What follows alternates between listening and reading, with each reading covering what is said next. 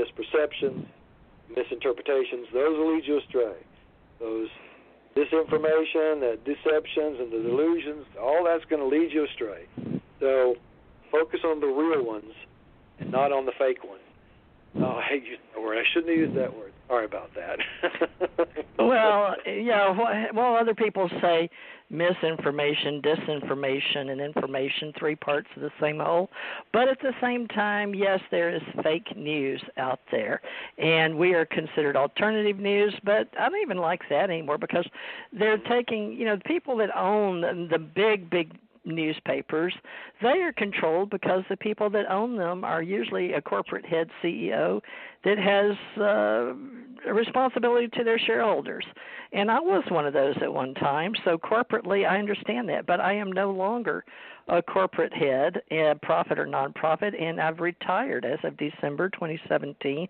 And I'm pretty sure that everybody will be happy that, we're individuals. And I'm just trying to help people get the word out when they can. And right now I like to represent authors. I tend to rub elbows with people every day that go to Walmart and Winn-Dixie, and we don't go to the big malls very much. I have to admit I have several times with my grandchildren on Christmas and around that time to let them spend a minimal amount of money.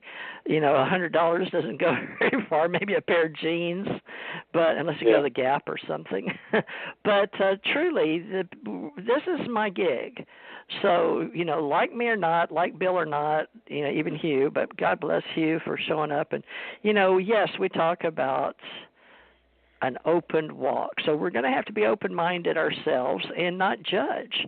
Who are we to judge, Who are we to judge? Let's just be nice and love one another. So that is the top of this catharinosis.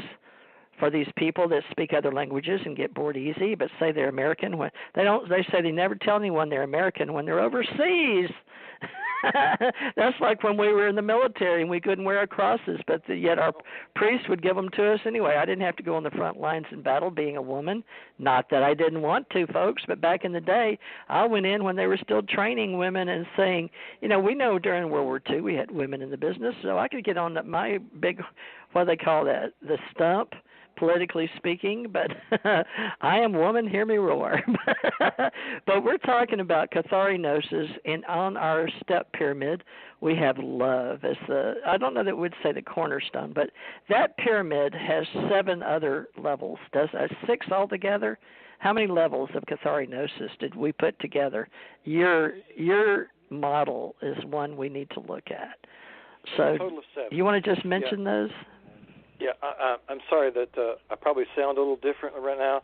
My other phone just ran out of power, and I had to switch to a different phone.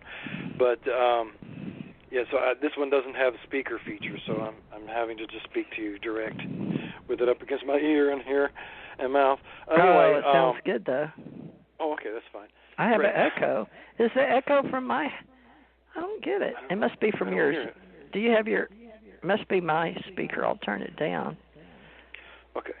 At the very bottom Are you still sitting pyramid, in front of your computer? It's the sound on my computer's turned off completely. So All right. Well, then it's got to be mine. But I don't have anything, so it's just. Let me turn me off. You talk. Okay. Okay. Like I say, at the bottom of the pyramid, the foundation of total inclusiveness. That's where you just kind of have to start searching. This is the job for the seeker. You spend a lot of time gathering information to include into your foundation of total inclusiveness. Then, after that, then you begin this, what I call the filtration process, the purifying process of the catharinosis process. And so you begin by releasing the myths and the legends. In all religions, there are myths and legends, and in all belief systems, really, there are myths and legends. It's kind of identify those things and allow yourself to say, okay, those are not necessarily reflective of reality, but are exaggerations. That's what a legend is. It's a way of exaggerating And a lot of people did that with storytelling. And look at the Greek myths as a classic example. You got your stories about Hercules with these superhuman powers. It's clear that these stories are legends. So every religion has them. And hear me again, every religion has them. And I don't mean that as an insult. It's just a factual reality that every one of them, they're all there. It's just there in every religion. And then the next level is filters even a little more. Filter out the falsehoods. That's another thing. I think of our belief systems as being like a chocolate vanilla marble cake. It's all mixed together. Both truth and falsehood are mixed together like that marble cake. And our challenge is to filter out or pick out the false parts and retain those kernels of truth.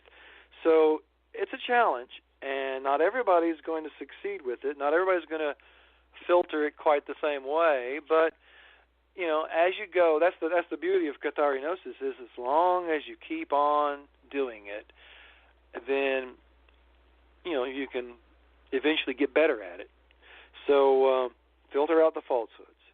The next tier is to find the universal, and that's something that we also do find. IQ pointed out that goal of love seems to be one of those things that you find in a lot of religions. Not necessarily all of them, but the vast majority of them. It's there. It's a part of what it's about, is finding that way to love. And so that's one of those universal things. So find the universal. That's not the only universal thing, but there are other, that's what the next tier is, to find that universal. The next one, in some ways these things become, for some people they'll become harder as you go up the pyramid, and some will become easier. The next one is to free the borders. If you're in a spacecraft or you're in the International Space Station and you're orbiting the Earth and you look down on the Earth, do you see the borders between the countries? Except when a border maybe is defined by a river, you don't. You look at a globe, you'll see those borders because we draw them on there. But you look at the world as it is naturally, you don't see those borders. And we need to be able to do that mentally and spiritually as well. Free the borders. Realize they're artificial. They aren't real. They're not natural. So free the borders. And then finally, the next tier, next to the top, is harmonize. Like I was talking about earlier with that symphony. Find that way to harmonize between the different belief systems. At the church where I go, it's a Presbyterian church, but for Thanksgiving this year, we had a Thanksgiving dinner, and we had some people come from a Baptist church, and we had people coming from an Islamic mosque here in Memphis. We believe in that ability to harmonize, to find our commonalities and harmonize and find that way to peacefully coexist with people who have diverse beliefs from us. And that's okay. So harmonize is the next level. And finally, that top is love. That's the ultimate top of the pyramid, the point, the pinnacle point.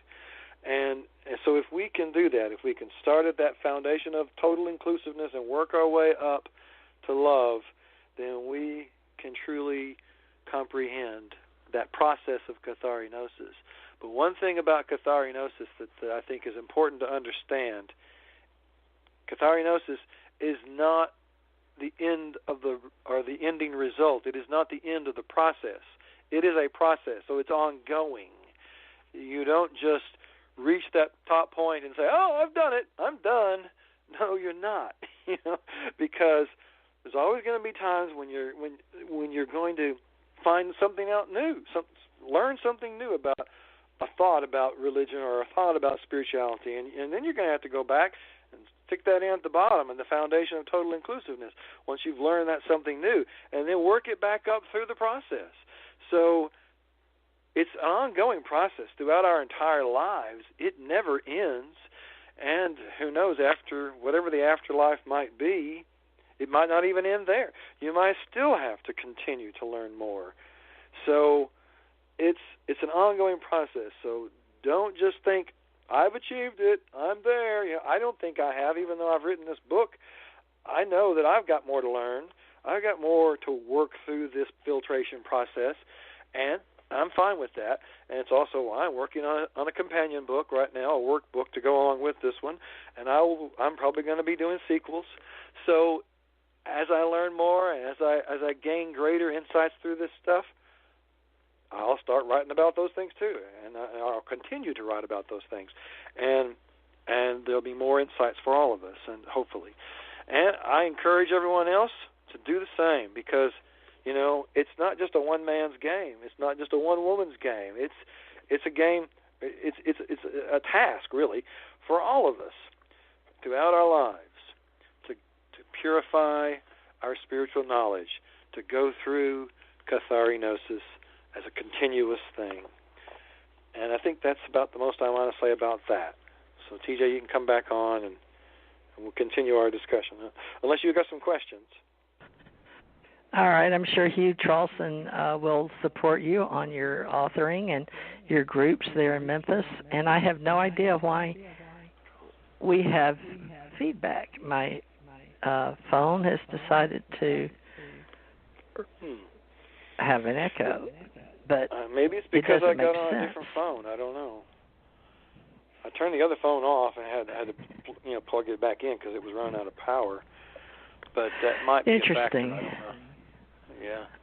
Well, we've been talking long enough that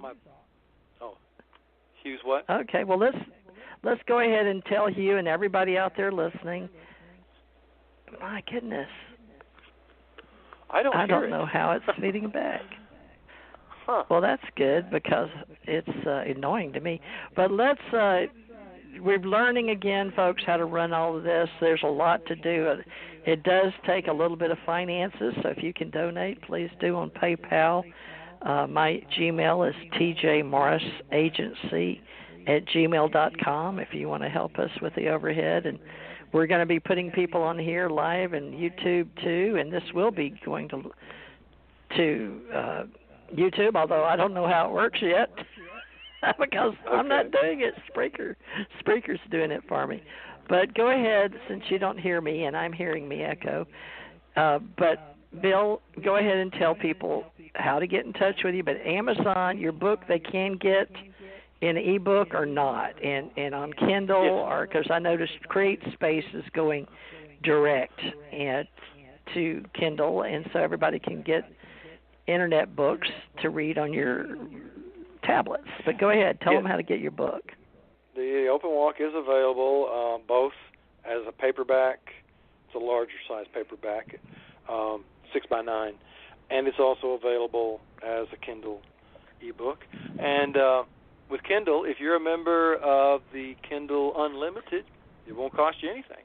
If you're not a member of Kindle Unlimited, it's not very much, $4.99 for the Kindle version. And the nice thing about the Kindle version is I made it fully interactive. So if you when you're looking at the chapter titles at the beginning and table of contents, and you don't want to go to a specific chapter, you just click on that chapter. It'll take you right to it. And you're so smart. Yeah. So it's fully interactive, and also a nice thing about the Kindle book is that the interior illustrations are in color.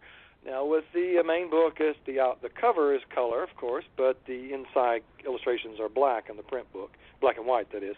And but some of these fractals still look quite nice in the gray tones. But if you really want to see them at their full glory in color, then get you the Kindle book, and then it's fully interactive, and you can enjoy the color illustrations in it as well. So that's the way that is. And like I say, the easiest way for me to tell you how to get to the book is you go to Amazon and you go to the author, click on that author search, and you just type in my name, Bill M. Tracer. Be sure to put that period after the M, my middle initial, Bill M. Tracer, and that'll show you every book I have published, and I got some short stories also published there on Kindle. again, the short stories are just little Kindle things that you can get for 99 cents.